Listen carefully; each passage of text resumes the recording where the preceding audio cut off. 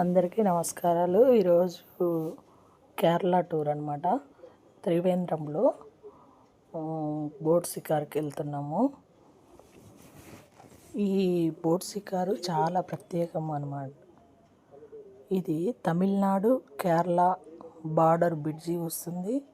అలాగే అరేబియా సముద్రము నది రెండు కలుస్తాయి. అంత బ్యూటిఫుల్ ప్లేస్ ఇది.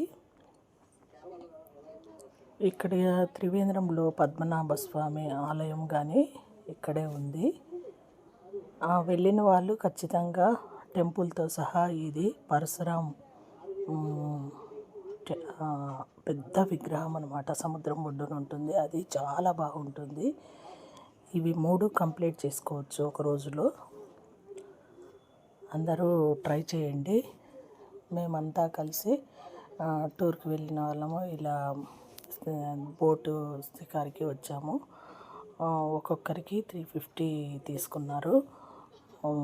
దాదాపుగా 3/4 గంట సేపు మనకి నీటిలో అన్నీ చూపించుకుంటూ వెళ్ళారు.